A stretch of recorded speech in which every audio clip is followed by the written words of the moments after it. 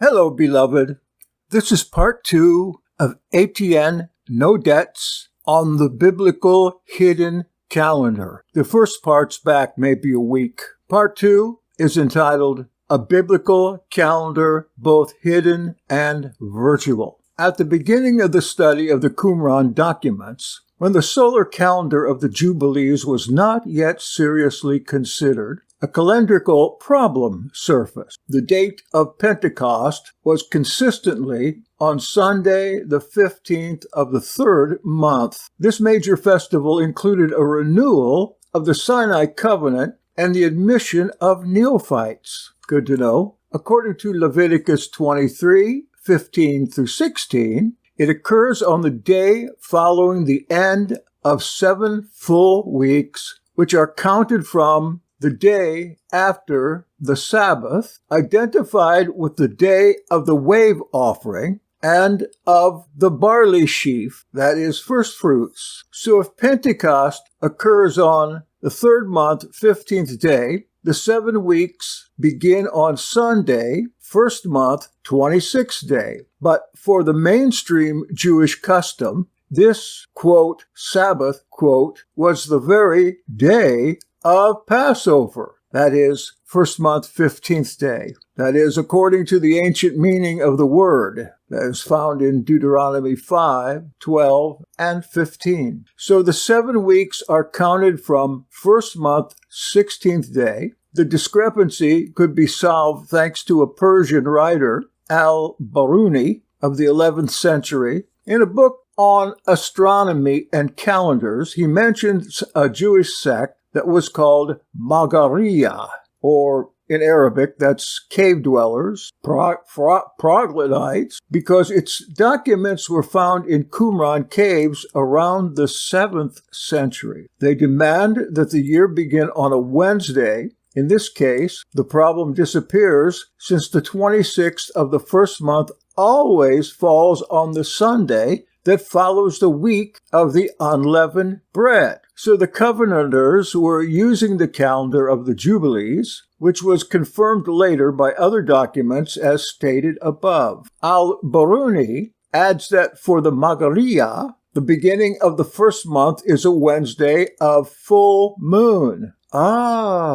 Somebody just asked me that this last week. Of course, this can't be true every year, as I told that person. But understood, of the creation week, it's clear. On the first Wednesday, that is the first day of the very first calendrical year, the lesser luminary was a full moon. It seems that Al-Biruni was aware of a general introduction like the one of 4Q320 quoted above. Well, that is worth knowing. I had my doubts about this essay. Then came Annie Joubert, whose starting point was the statement defining the calendar as a lost biblical feature. Actually, he says this calendar as a lost biblical feature. She proceeded to look for signs of such a calendar in 2 directions, in the Bible and in early Christian writing. And if you look back on some of the essays that I have been reading for, you'll find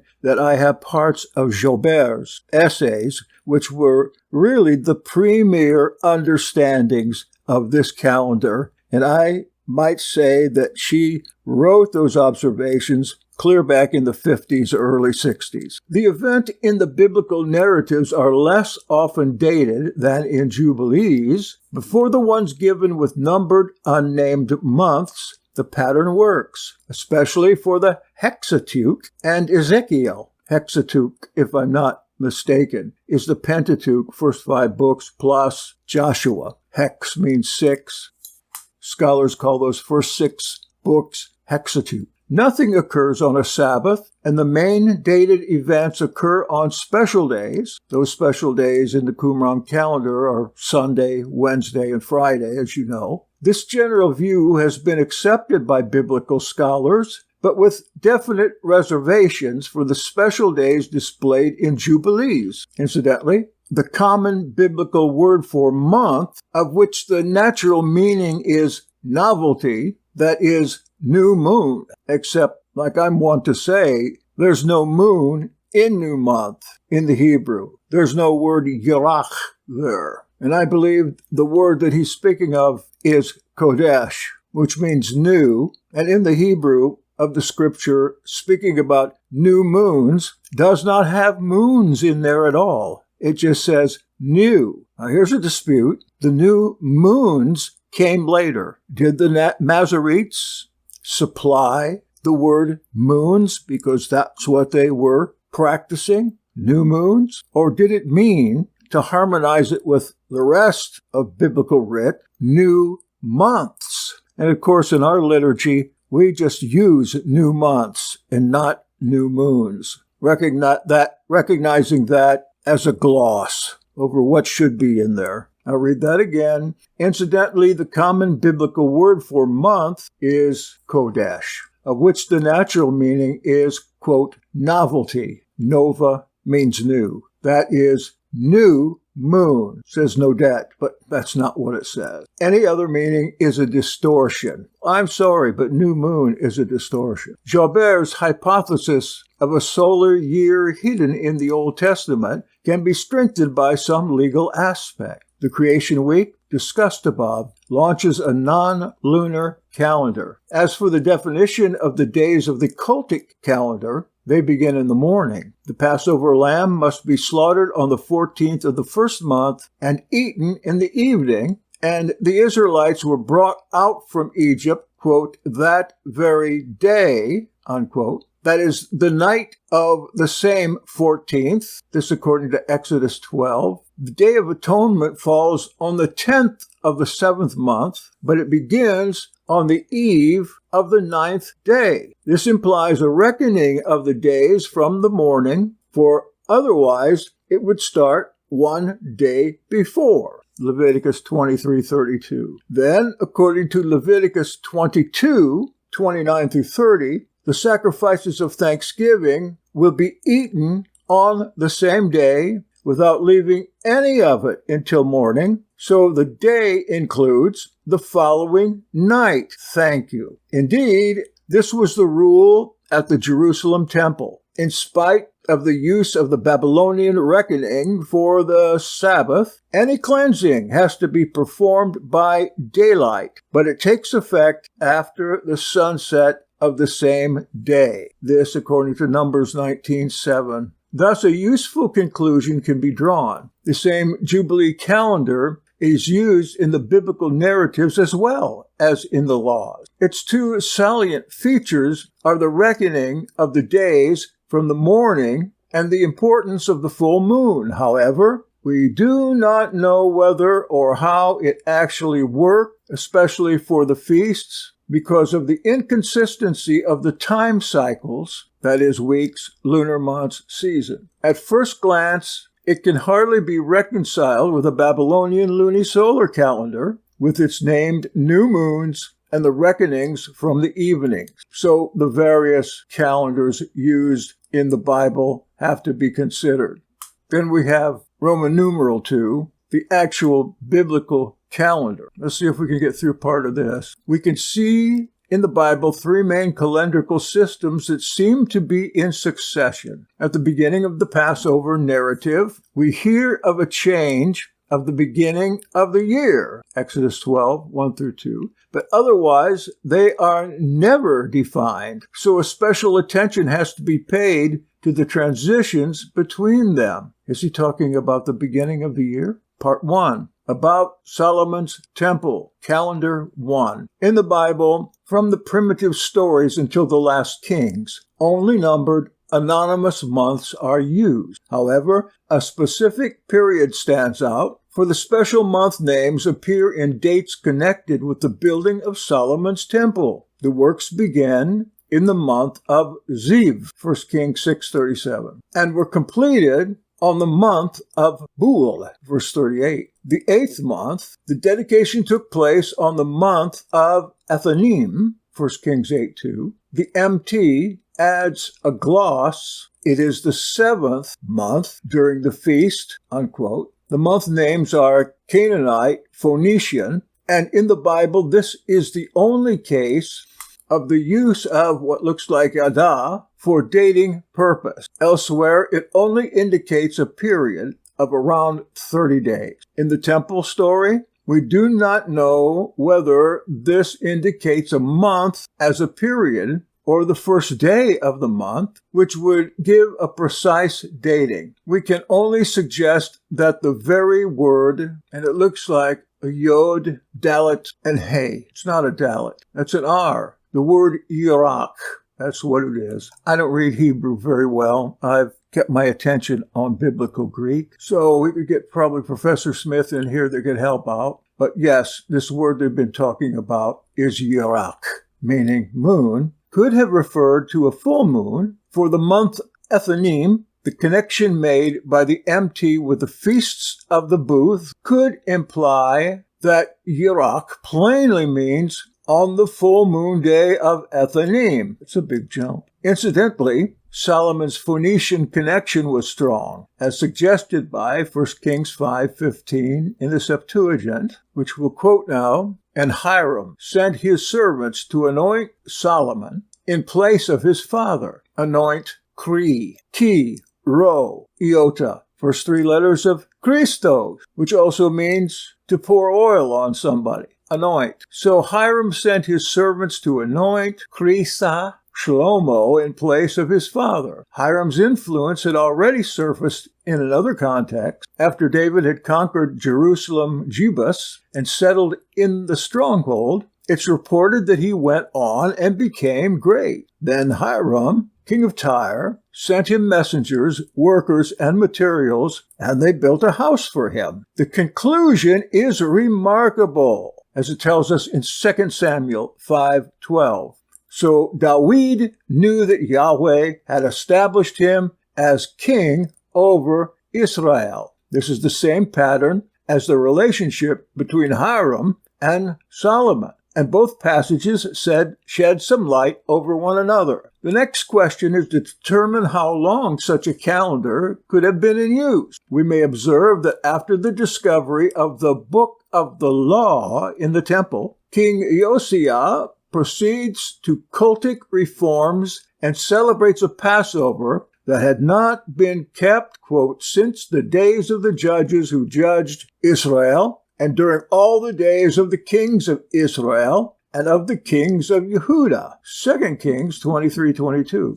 This may imply that Solomon's calendar was in use during all that period. Josiah's Passover, or Josiah, is performed according to the Book of the Covenant, unquote, a clear reference to the Book of the Covenant, thank you, that Moses read in the hearing of the people in the desert, Exodus 24:7-8. However, we don't know if Josiah made any calendar reform, for according to Nehemiah 8:17, the Feast of the Booths that follows the reading of the Law of Moses by Ezra revives a rite lost, quote, since the days of Yeshua, son of Nun. And so, again, part two, the actual biblical calendars. We have a second part of an essay here. It's long. I'll try to get through a little of it. Number two, the numbered anonymous months of calendar 2. According to a received opinion, this new calendar would have surfaced in Yehuda in the footsteps of Josiah's reform, itself prompted by the discovery of Deuteronomy in the 18th year of his reign, which is 622 BCE, according to 2 Kings 22:8. It would have actually been the Babylonian lunisolar calendar, the month names being omitted because they were taken from idols. It would have been introduced in Yehuda before the fall of Yerushalayim in 587, and probably after 604, when the Egyptians were defeated at Carchemish, and the Babylonian dominion spread over the whole of Syria, Palestina. It was a golden age of Babylonian astronomy. From that time on, the months are numbered, as it can be seen with the dates under Jehoiakim and Zedekiah, the last kings, according to Jeremiah 36:9, and the beginning of the year would have been put in spring. Moreover, this weekly Sabbath would have replaced the previous one, that is the full moon one. Such would be the luni-solar calendar, which would have framed later the priestly ritual laws. This set of views is difficult to hold, at least out of two reasons. First, it implies a major change at the end of the 7th century, of which no definite traces can be found in the Bible. Second, it collides head-on with the conclusions above on the lost biblical calendar. From a literary perspective, the Josian reform is clearly linked to Deuteronomy as it has been observed since 2 centuries. But the problem is to make sure that the connections reflect historical fact. Besides the calendrical intricacies, further remarks indicate that this is very doubtful. 1. Deuteronomy, with the mention of Mount Ebal and Gerizim, is oriented towards Shechem and its surroundings, that is, the, quote, chosen place, while the Deuteronomistic history of the monarchy, from 1 Samuel to 2 Kings, focuses on Benjamin, Yehuda, and Jerusalem. In fact, the Samaritans of Shechem should be held as Israelites of old, in spite of the Judean version of their origin, which is found in 2 Kings 17 Masoret, and the traditions reported by Josephus in Antiquities 11, 317, 347. According to Nehemiah 13, 1-3, the returnees from exile had discovered Deuteronomy in Jerusalem under Artaxerxes, the Persian king. The implied problem is to determine how this book reached Yehuda. Number 3. During the Maccabean crisis, 2 Maccabees 5:22 and 6:1-3 reports that, quote, our nation, unquote, was persecuted by King Antiochus IV, who sent officials to harm symmetrically the temples of Jerusalem and Gerizim. Apparently, such a wording hardly matches the Deuteronomistic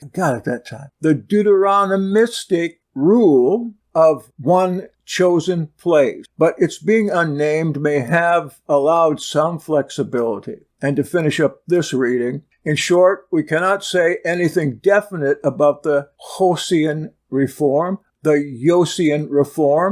even less on any calendar change in that time beyond a possible flexibility. Incidentally, we may observe that the Babylonian calendar did reach the country several years before Josiah and the Carchemish battle. 2 contracts have been found at Gezer, written in cuneiform, dated 651 and 649 BC, with Babylonian month name. A letter from the 7th century, written in Hebrew and using the same lunar calendar, has been unearthed at the stronghold Mizad Hashav Yahu near Ashdod. And that's where we'll end up. Now, if you get any of that, please drop me a line at yahad.me or on a comment. The scholars know what they're talking about, and normally they'll hire somebody to try to write that up. And all these essays, with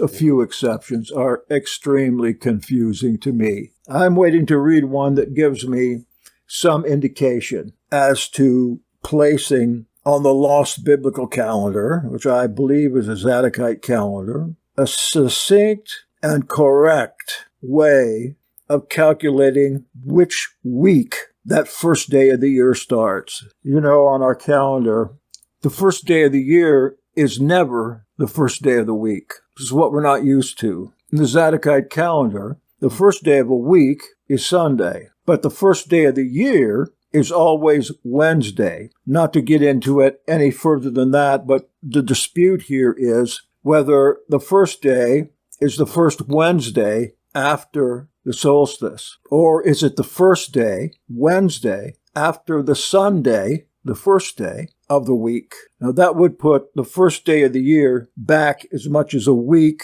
after the way a lot of people are calculating their calendar with the Wednesday after the equinox. And I don't think that's right. I think for these people, very exacting, they're going to want to have a first day of the week in their first week of the year. And if we just go to the Wednesday after equinox, there is a good chance that there won't be any first day in that first week. That happens when the equinox is on Sunday, Monday, or Tuesday, or even Wednesday. You're going to start the year, but that year's first week is not going to have a first day. Does that make a difference? Well, that's what we're trying to find out, because we want to know how the deity formulated this that is called the perfect calendar. Of course, we want to do it right, not just out of convenience, because Yahweh doesn't do anything out of convenience. He has a reason for everything. And there's a reason for this just as well. Of course, we don't know which way it is, whether it's the Wednesday after the equinox or the Wednesday after the Sunday after the equinox. But if I had any money, I'd put it on the Wednesday after the Sunday after the equinox. And so that first week would have a first day. What do you think? I'm especially interested in what you think. And look, I have read all kinds of scholarly materials and books and everything about this calendar. And I'm not saying that I'm smart with it. I'm not. But one thing I'm sure of is that there's no direct evidence whether you do it one way or the other. So at this point, my thinking on this is just as valid as Etienne Nodet. Maybe you'll think so too. Again, let me know. Peace, love, dove. Amen.